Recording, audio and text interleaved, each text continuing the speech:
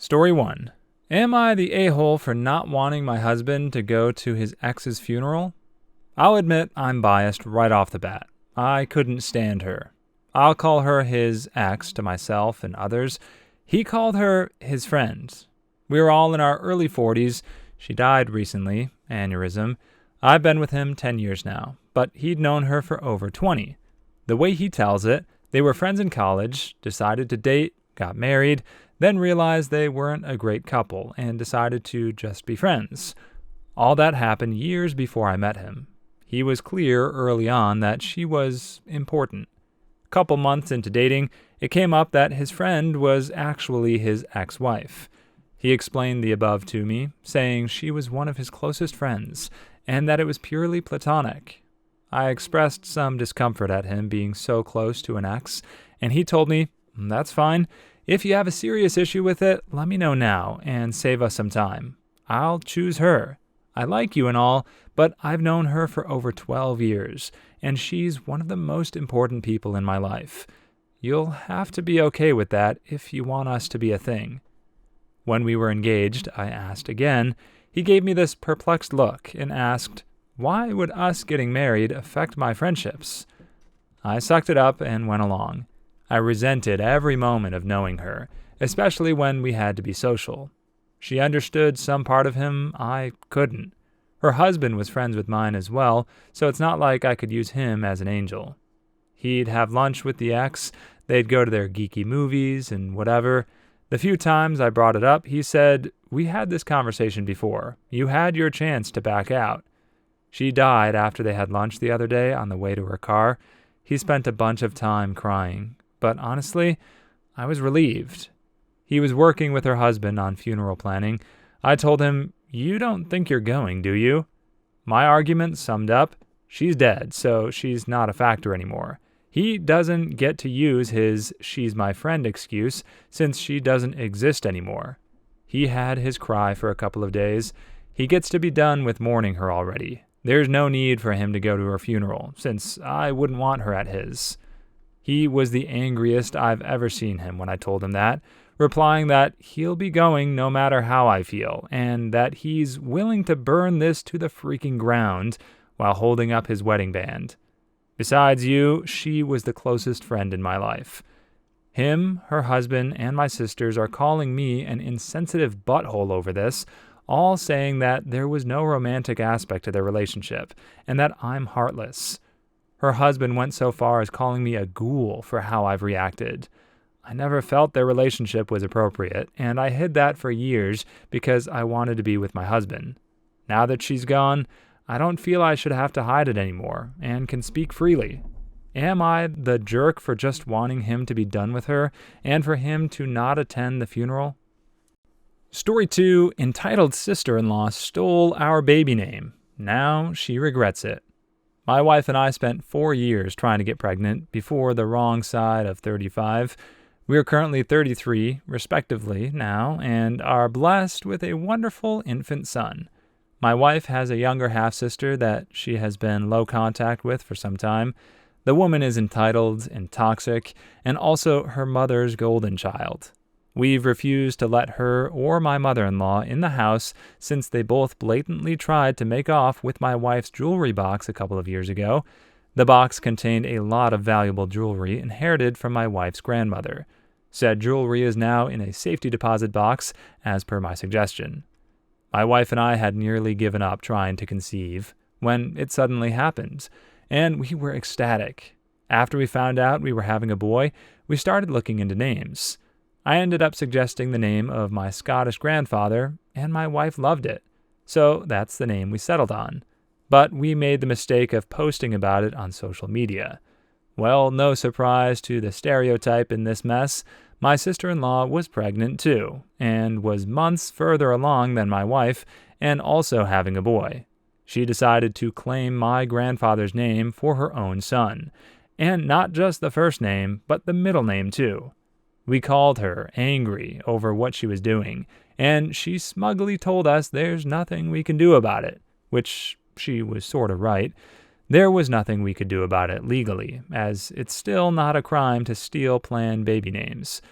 We realized that drama was exactly what my sister-in-law wanted, and she thought that by taking the name for herself, we'd not be able to use it.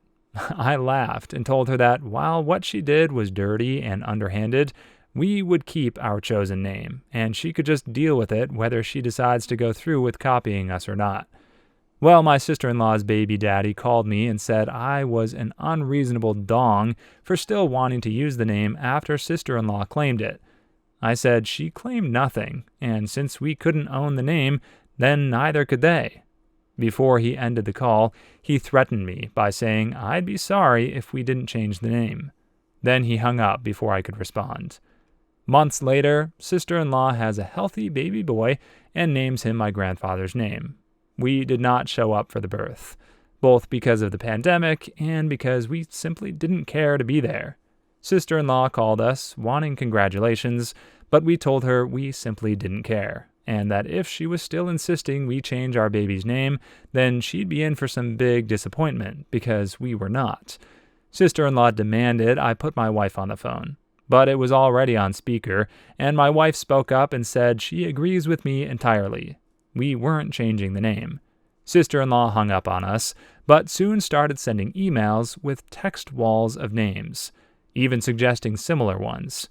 I responded back that the name was from my grandfather, and that's why we were not changing it. She shut up, and we didn't hear from her again till after our own son was born. 2 months later, we were blessed with our son. He came out perfect, and we named him just as we'd intended. Well, no surprise, my sister-in-law called us a few days after the birth to scream in our ears that we'd copied her son's name. I pointed out she was the real copycat, since she had no familial ties to the name, and we did, and anyone who looks at our family trees could see that. Then my wife spoke and said after the attempted theft of her grandmother's jewelry, she no longer considered sister-in-law her sister, and would have nothing to do with her nephew either. For months, we were bombarded with messages and emails from my wife's side of the family. Half were on our side after finding out the whole story. The other half were not, and sister-in-law's baby daddy, true to his word, showed up at my door to make me sorry. I'm not sure what his plan was, but I pretty much towered over him. I'm 6'1" and well-built from regular exercise and 3 trips to the gym a week. He, on the other hand, was very skinny and about 5'6", with a baby face that was badly hidden by a slim beard. I told him my house has cameras, and to get off my property, and never come back. He just yelled a few obscenities at me, and drove off in his beat-up old car. Sister-in-law and mother-in-law called us from a different number to yell at me for making sister-in-law's baby daddy feel emasculated. I didn't even threaten the man. I just told him to leave and not come back. And if he didn't want to feel emasculated, then he shouldn't have come knocking. Then they tried to bring up the issue of the baby name again, and demanded we change our son's name, as he's so young, so there's still plenty of time to do it. We held our ground and told them that they were bonkers to still think they were in the right after they copied our choice of name just to try and get one over on us. I said sister-in-law didn't even name her son out of love, but out of spite, just to try and stick it to my wife for no good reason. Then my wife called them both out on the way she was treated growing up, how entitled sister-in-law and mother-in-law have always been, and how she was glad to leave them far behind. And she wants nothing from them, and they won't have anything from us. That left sister-in-law sobbing, and mother-in-law called me a royal mustard before hanging up the phone.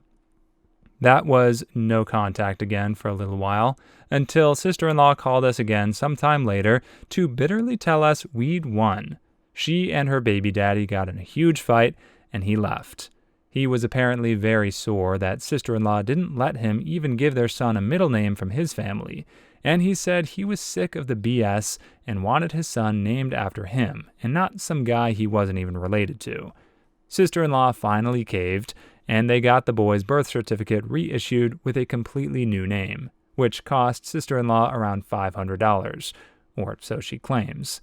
Sister-in-law then demanded we at least compensate her for the name change, plus another $100 for the emotional damage, as now she's going to have to get used to calling her son by a different name.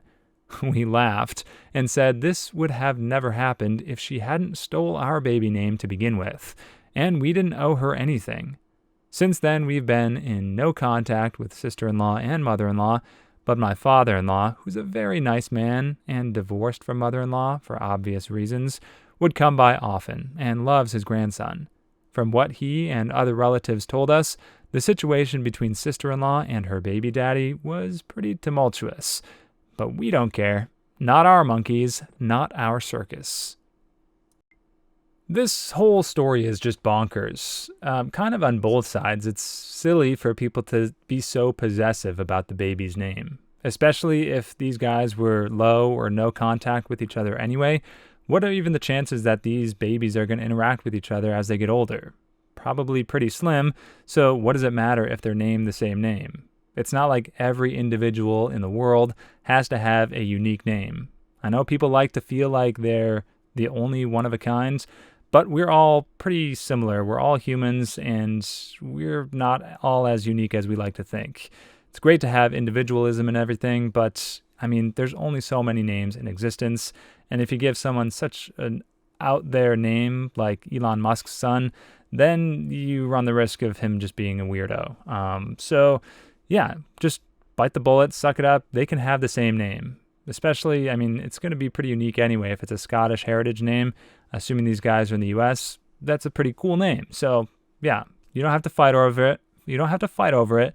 Both kids can have the same name, and you can go about your business and just be merry. And I think there's just petty resentment on either side. There's no need to bring the kids into this. It's the name that they're possessive over, but it's also their identity. So if they're being possessive over the names, then it's almost as if they're treating the kid as a possession in itself. And the kids are their own person. So there's a lot more tied into this than just surface level names. And that's going to become very clear over time. So it's just such a petty fight to have while they're infants, when in reality, they're going to have their own separate individual lives. And this is going to be such a non-issue. Story 3. Sorry, I deleted all the files you told me to delete. My job was to design and write software prototypes for individual high-value customers. If they liked it well enough, then a real software engineering team would build the real product. Occasionally, I would run the prototype for a few months while the customer evaluated if they wanted to buy the real product. Now, these prototypes are not a lot of code, but they do run with a lot of data. Even compressed, it can be a terabyte or more. Having done this work for years, I've accumulated a small disk farm of past projects, which can be very useful when a customer asks for something just like we did last year, but with a small change or two. The company resisted buying hard drives for this, but it saves me so much time. I ended up buying 1 or 2 a year myself until I accumulated about 10 of them. Figure over $1,000 worth of external drives. Then, unexpectedly, management changes. New management thinks they can replace old software guy with a cheaper new software grad, and I am laid off, with 2 weeks to train my replacement. Yes, it's blatant age discrimination, but impossible to fight. So I just went for a graceful transition to my next job. Except I have $1,000 of personal disk drives with old customer data on them. Company insists that no ex-employees may take any company data off premises, and all files must be deleted. I don't want to just leave the drives at the company, but they insist I must delete all data before taking them home. So I offer, they can buy them from me. I will eventually use them for something else, but I can leave the data on them in case someone needs it. Not good enough. New manager insists I must delete all data and all backups before I remove the drives. Okay, that's what I do. 6 months later, I get a series of desperate phone calls. New software grad has been unable to build any new prototypes. Old customers are calling to get old prototypes updated, and new software grad has no idea how to do that. The executive VP is calling to ask what it would take to bring me back to do my old job. Sorry, I've got a new job now, and even if I didn't, I cannot just modify the old prototype because you insisted I delete all old copies of it. If I did want to modify it, I'd first have to recreate it from scratch. The code still exists in their source control, but the data is the heart of the prototypes. And that old series of 6 months apart data we collected is gone for good, no matter what. Sorry, you screwed yourselves, exactly like I told you would happen. Hope whatever you saved by hiring a new grad to replace an actual experienced programmer was worth it. While this is some very tasty malicious compliance, I think this is the exact kind of scenario that has brought about the specific laws in place or contracts that are signed with companies and their proprietary data and intellectual property. There's a lot of rules and laws that they enforce. Well, I guess they're not laws, but they're company laws, specifically used to protect the intellectual property, even if it's something that was designed or engineered by an employee. If they did it while they were employed on the premises, or sometimes even extending to off the premises of company property, then there's all these clauses that state that that intellectual property or that design or that product belongs solely to the company, specifically for cases like this. So this must be not as established of a company to not have those clauses in their legal contracts. But yeah, this is a very common thing, and it's at least nice in this story that in the absence of those clauses, this guy got to experience some tasty karma. Story 4.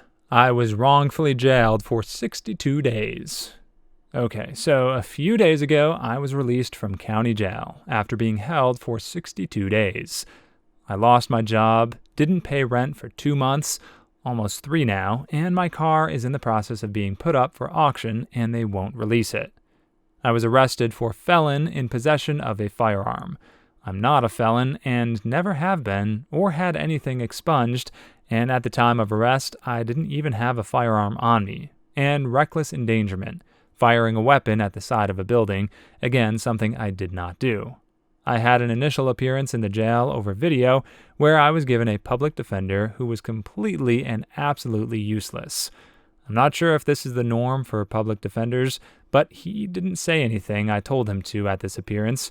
I had, because a simple background check shows I don't have a felony, and on the night this all allegedly happened, I was out of state, plane tickets and hotel with work. He literally just said not guilty, then asked for a signature bond.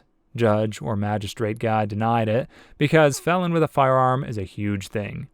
So then I sat in jail for a total of 60 days before my public defender even came to see me. I tried to call him every day with the phones and the number on the paper I had, but he was never in and never came to see me. I couldn't afford a regular attorney who wanted around $2,500 to even start a criminal case. I don't really have family or super close friends to call for help.